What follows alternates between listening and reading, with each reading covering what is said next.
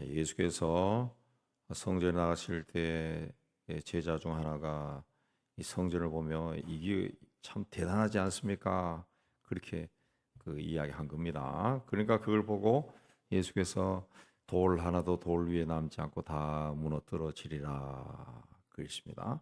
그래서 훗날 디도 장군이 예루살렘을 함락할 때 그 예루살렘 성전에 불이 나잖아요. 불이 나니까 그 돔에 금칠한 것이 막 녹아내리니까 이 로마 군인들이 금을 찾기 위해 가지고 성전 돌 하나 하나까지 다 파헤쳤다 그러죠. 그 유명한 이야기고. 그래 그 어느 때 그래서 베드로와 야고보와 요한과 안드레가 조용히 어느 때 이런 일이 있겠사오며 이 일을 줄 때 무슨 징조가 있겠습니까? 그러니까 예수님이 제일 먼저 하신 말씀이 사람의 미혹을 받지 않도록 주의하라. 그 미혹이란 말은 잘못 인도한다는 겁니다. 잘못된 곳으로 인도하는 그런 것에 빠지지 말라. 그 주의하라. 그렇습니다. 많은 사람이 내 이름으로 와서 내가 그라하여 많은 사람을 미혹하리라. 굉장히 많은 사람들이 내가 그다, 내가 그다, 그리스도다, 네. 사이비단뿐만 아니라 내가 이 세상을 구원할 자다. 이런 사람들이 등장한다는 거죠. 다양한 방법으로 꼭 종교적인 것만 아니라 다양한 방법으로 이런 사람들이 등장해서 미혹할 거예요. 잘못된 방향으로 인도한다는 겁니다. 잘못되면 또 난리와 난리 소문을 듣게 될 것이다. 그렇습니다. 민족이 나라를 대적하여 일어난다. 이 전쟁이나 분쟁이 많이 일어난다는 거죠. 이제 20세기 후반에 들어와서 그 이제 어떤 이 각성이 일어나잖아요. 사람들이 민족들이 각성하는 거예요.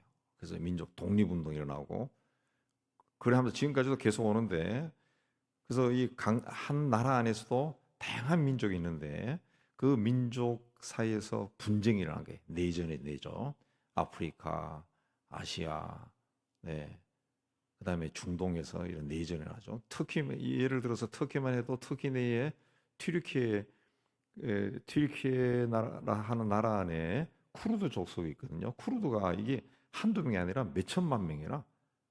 그러니까 터키 튀르키예 사람들이 정부가 이 쿠르드 족들을 굉장히 잔인하게 진압을 하고 있죠. 근데 이 사람들은 끊임없이 거기에 대해서 투쟁을 하는 거고 이제 한 나라 안에서도 민족이 민족끼리 내전이 일어난다는 거죠. 이런 일들이 굉장히 많이 일어날 것이다. 이 점점 많아지고 있습니다. 그 아프리카, 뭐 우리나라 신문은 그런 거 보도 잘 안 하는데 조금 눈을 뜨고 살펴보면은 굉장히 많이 분쟁이 내란이 일어나고 있어요. 내란이 일어나고 있어요. 예.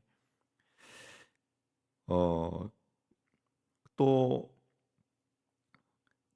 그 또 이 민족이 나라를 대적하여 일어나겠고 곳곳에 지진과 기근이 있을 것이다. 그렇습니다. 곳곳에 지진과 기근의 소식이 오늘날 우리 귀에 굉장히 많이 들려오고 있습니다. 들려오고 있습니다. 계시록에도 그 마지막 때 재앙이 온다 그랬는데 붉은 말은 전쟁이고 검은 말은 기근이고 청황색 말은 질병이 닥칠 것이다. 그런데 우리가 코로나를 경험했지만은 전염병이 한번 도니까 전 세계가 스톱되어 버린다는 거예요. 스톱되죠. 예. 그러나 이게 끝이 아니고 이는 재난의 시작이다. 그런 것이 일어났을 때 이 종말이 오는구나. 이제 뭔가 시작했구나. 이 시작이란 말은 이 성서의 원뜻은 태어난다는 그런 뜻입니다. 예, 사람이나 동물이 태어날 때 그 단어를 썼는데 이제 뭔가가 일어나기 시작한다는 이제 시작이라는 거지. 이 시작. 앞으로는 더 이 험한 일이 일어날 수도 있다. 험한 일이 일어날 수도 있다. 그렇습니다.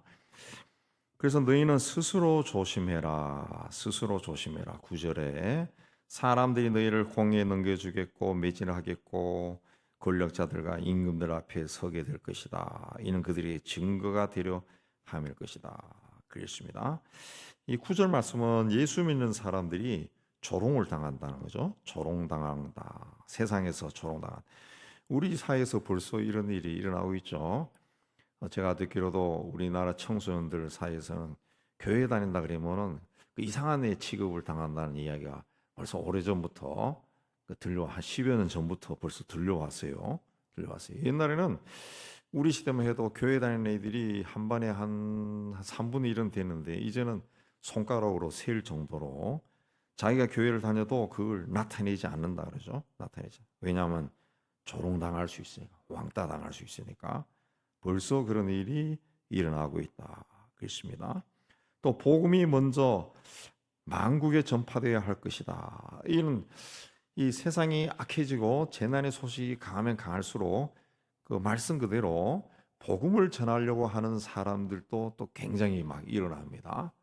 굉장히 그 믿음으로 강하게 일어나요. 제 후배도 중국에서 선교사를 오랫동안 한 20년 하다가 그 시진핑이 들어와서 이제 마지막 자기 활동까지 막 드러나고 해서 피할 수 없으니까 러시아로 들어간다고 또 편지가 왔더라고. 그래서 아니 러시아는 전쟁하는데 거기 왜 들어가냐? 제가 그렇게 보내기도 했지만은 포기 안 하는 거예요. 포기 안 하는 거예요. 전도자들이 포기하지 않고 오히려 핍박이 강해질수록 더 열심을 내는 그런 일이 일어납니다. 예.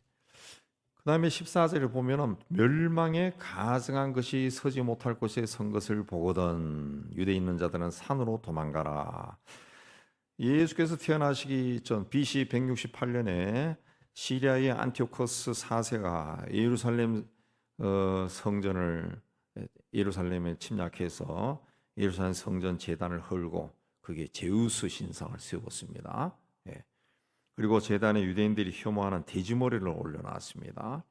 또 AD 70년에 예루살렘을 함락시킬 때 디도 장군이 황제의 초상화를 제단 위에 올려놓고 독수리가 그려진 군기를 성전 안에 개양을 했습니다. 성소를 이렇게 모욕한 거죠. 하나님이 계신 곳을 모욕했다는 거죠. 그때 산으로 도망하라. 지붕에 있는 자도 내려가지 말고 집에 있는 무엇을 가지러 들어가지도 말고 도망하라는 거예요. 도망가라. 왜 이런 일을 했는가 하면은 안티오코스나 그 디도 장군이 예루살렘이라는 곳은 가보신 분은 알겠지만은 고대 시대부터 바위산으로 천년 요새입니다. 천요새. 고대 시대 전쟁을 하면은 쉽게 함락을 할 수 없는 곳이에요. 그 다윗의 요새도 거기 있었고, 그래서 그걸 함락시키기 위해서 굉장히 힘든 거예요. 예, 굉장히 힘든. 오랜 세월 동안 바깥에 포진하고 공격을 하고 엄청나게 많은 사람도 죽고 그렇게 하다가 이제 함락을 시키니까 뭐 화도 나고 그렇게 해서 잔인하게 사람들을 막 죽였답니다. 몇십만 명을 막 죽이고 그런 일이 일어났기 때문에 도망을 쳐라 그랬습니다. 15절에 지붕에 있는 사람 내려가지도 말고 무엇을 가지러 들어가지도 말고 그 도망가라 그랬을 때 미련을 두지 말고 도망을 쳐라. 19절에 지금까지 이런 한 날이 없었고 후회도 없을 것이다. 후회도 없을 것이다. 그렇습니다. 만일 주께서 그날들을 감하지 아니하셨더라면 모든 육체가 구원을 얻지 못할 것이다. 굉장히 고통스러운 일이다. 그렇습니다. 엄청난 사람들이 죽었습니다. 엄청난 사람들이 죽고 그래서 유대인들이 그때도 또 주변에 있는 나라로 해서 막 피난을 가고 도망을 가고 난리가 났죠. 난리가 났죠. 21절에 그때 어떤 사람이 너에게 말하되 보라 그리스도가 여기 있다 보라 저기 있다 해도 믿지 말라. 그 대환란이 닥쳤을 때 사람들이 또 그리스도가 여기 있다. 그리스도가 여기 있다. 예. 우리를 구원하실 분은 여기 있다 저기 있다 해도 믿지 말라. 또 예수님이 오셨다 이런 일을 해도 믿지 말라. 그렇습니다. 적 그리스도와 거짓 그리스도들과 거짓 선지자들이 일어나서 이적과 기사를 행하여 할 수만 있으면 택하신 자들을 미혹할 것이다. 이적은 세메니온이라고 하는데 병을 치유하거나 귀신을 쫓아내는 것을 말하는 겁니다. 또 기사는 테라스라 하는데 풍랑을 잔잔하게 하는 그 자연 현상을 제압하는 그런 희한한 일들을 이야기합니다. 그때 세상이 굉장히 혼란스러울 때 이런 거짓 그리스도와 거짓 선지자들이 일어나서 이적과 기사를 행한다. 그렇습니다. 그래서 이적과 기사를 쫓아다니는 신앙은 그 습관이 되면 안 되면 굉장히 위험한 겁니다. 위험한 겁니다. 우리나라 초대교회 시대에 1910년에서 45년에 돌아가셨죠. 1900에 김교신이라는 선생님이 있는데 김교신이라는 분이 이분이 그런 이야기했어요. 자기가 쓴 글에 오늘날 많은 사람들이 그 시대에도 그 세상이 혼란스러우니까 나라가 망하고 일제가 강하고 점령하고 하는 나라 혼란 시대에 그 시대에도 어떤 사람들은 기도를 강조해서 기도만 하면 된다 그렇게 이야기하고 어떤 사람들은 영적인 체험을 강조해서 병이 낫고 뭐 귀신을 쫓아내는 그 신비 세계를 강조하는 사람도 있고 어떤 사람은 학문으로서의 신학을 탐구해서 하나님이 이렇고 저렇고 그걸 이야기하는데 나는 성경을 배워서 성경을 조선에 전하겠다. 그렇게 해서 성서조선이라는 그 잡지를 창간해 가지고 그게 계속 글을 썼습니다. 그분이 한 것이 굉장히 유명한 이야기인데 그 만든 이야기죠. 맞는 이야기죠. 우리 시대에는 가장 필요한 것이 뭐 이적을 쫓아다니는 것도 아니고 기도를 랄랄라 하면서 열심히 하는 것도 물론 다 해야죠. 하는 것도 아니고 신학적인 학문을 탐구하는 것도 아니고 하나님의 말씀입니다. 하나님의 말씀에 우리가 깊이 들어가야 됩니다. 하나님의 말씀. 말씀에 의해서 병도 낫고 말씀에 의해서 문제가 해결되고 이미 예수께서 다 말씀하셨거든요. 그래서 여러분 또 경험하셨겠지만은 어떤 분은 필사 성경을 계속 쓰면서 제가 들어보니까 밥 먹는 시간 외에는 그냥 계속 썼다고 그렇게 이야기하던데 그렇게 쓰면서 병도 낫고 문제도 해결되고 그런 분들이 꽤 많습니다. 왜 그런 일이 나느냐? 성경을 필사하다 보면은 하루 종일 말씀만 생각하는 거예요. 하루 종일. 어느 순간에 말씀 속에 자기가 빠져들어가는 거죠. 그러다가 자기의 문제가 해결되고 말씀의 권능이 임하면서 태초에 말씀이 계신다 그러잖아요. 말씀.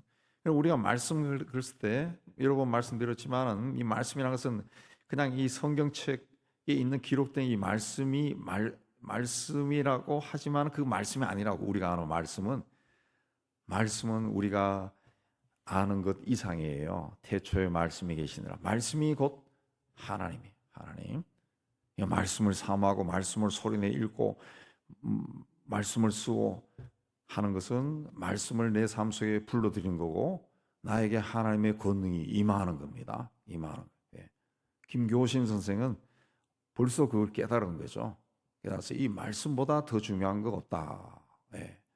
말씀을 통해서 말씀을 들어야 기도해도 응답이 되고 또 병도 치유되고 귀신도 쫓겨나고 학문을 해도 제대로 깨닫는 것이지 말씀이 없이 공부만 하니까 예수 안 믿는 신학자도 나오고 예수의 부활이 없다고 주장하는 신학자도 나오고 다 그런 일들이 다 일어난 거예요. 다 일어나. 말씀을 통해서 우리는 신앙을 세워야 됩니다. 택하신 자들도 할 수 있으면 미혹하게 한다. 미혹은 길을 잃게 만든다는 겁니다. 택하신 백성들을 미혹하게 하는 수단이 뭡니까? 이적과 기사다. 그러니까 거짓 그리스도와 거짓 선지자들, 적 그리스도죠. 이 사탄의 세력으로부터도 이적과 기사가 일어날 수 있다는 거죠. 그래서 우리나라에서는 오래 전부터 미신을 통해서 병이 낫고 귀신이 쫓겨나간다고 믿고 뭐 무당이 와서 굿도 하고 그런 일이 굉장히 많았잖아요. 그래서 그렇게 해서 병이 나으면은 그 병이 나은 것이라기보다는 어떻게 보면 그냥 그때 고일이 일어난 건데 병이 나으면은 용한 사람이다 해가지고 그때부터는 막 헌금이 막 올라가고 복채가 올라가고 막 그런 일들이 있었죠. 그런 일이 있었죠. 예. 제가 오래전에 그 의사 저하고 친한 의사 지금 아마 돌아가셨을 겁니다. 연세 많은 분인데 그 이야기 들었는데 그분이 그러더라고 정직하게 세상에 명의는 없다. 자기가 공부해 보니까 명의는 없다. 네, 그래도 공부해서 고칠 수 있지 않습니까? 그러니까 없다는 거예요. 그거 아니라는 거지. 병이라는 것은 그 사람이 나을 때가 돼야 낫는 거라는 거지. 나을 때가 돼야 돼. 근데 막 이 사람이 이 병원 저 병원 다니다가 자기인데 딱 왔을 때 자기가 그때 마침 주사를 놓거나 약을 줬는데 이 사람의 병이 나을 때라는 거지. 그러면 자기가 명의가 된다는 거지. 자기가 명의가 된다. 그 이야기를 하더라고요. 예. 그렇죠. 인간의 모든 것은 하나님의 손에 있는 겁니다. 하나님의 손에 있는 거예요. 그러니까 중요한 것은 우리는 삼가는 거. 너희는 삼가라. 너희는 삼가라. 조심해라. 속지 말라. 내가 모든 일을 너에게 미리 말하였노라.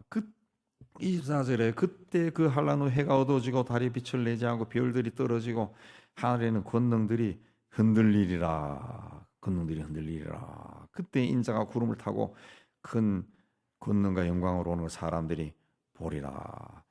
24절, 25절 말씀도 그 제가 이 혼자 생각하기에 이건 전적으로 제 혼자 생각입니다. 이 그 해가 어두워지고 달이 빛을 내지 않고 별들이 하늘에서 떨어지고 하늘에는 권능들이 막 흔들린다. 이 전쟁을 묘사하는 게 아닌가 그 생각이 듭니다. 전쟁이 일어나서 막 폭탄이 터지고 이 별들이 하늘에서 떨어져요. 요새 드론 하잖아요. 드론으로 막 전쟁하잖아요. 전쟁. 예. 그 영화로 만든 것을 보면은 미래 세대 전쟁이 날 때 무슨 와 하는 소리가 들리는데 아무것도 안 보여. 아무도 안 보여. 좀 있다가 뭐 새떼가 몰려오는 새떼가 뭐 오는 소리. 근데 새떼가 아니라 드론이야 드론. 드론이 와서 폭탄을 떨어뜨리니까 막 도시 하나가 막 사라져 버리는 거야. 도시 하나가 별들이 하늘에 떨어지는 거죠. 별들이 폭탄이 막 떨어지고 하늘에는 권능들이 흔들리라. 그래서 무서운 시대가 올 수 있다는 겁니다. 그때 인자가 구름을 타고 오는 것을 사람들이 볼 것이다. 그래서 인자로 하신 이유는 인자가 사람의 아들이라는 뜻이거든요.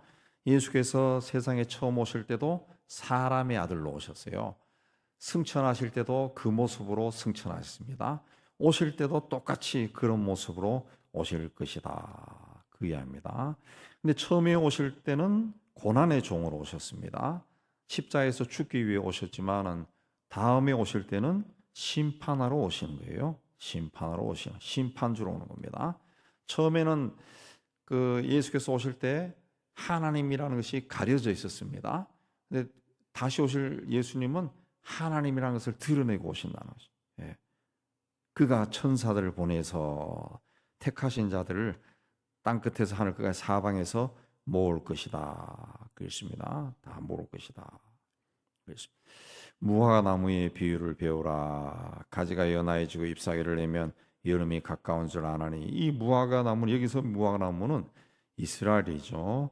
이스라엘이 가지가 연하여지고 잎사귀를 내면 이게 이제 오랜 세월 동안 이스라엘이 독립해서 나라를 세운다는 그 이야기로 해석이 되는데 1948년에 실제로 나라를 세워서 굉장히 놀랬죠. 온 세계가 굉장히 놀랐습니다. 저기 나라를 어떻게 세웠네. 굉장히 놀란 겁니다. 이런 일이 일어난 것을 보거든 인자가 가까이 곧 문 앞에 이런 줄 알라. 이 세대가 지나가기 전에 이 일이 다 일어날 것이다. 그랬습니다. 그래서 깨어 있어라. 그랬습니다. 깨어 있어라. 그러므로 깨어 있어라. 집주인이 언제 올지 모른다는 거죠. 모른다는 거죠.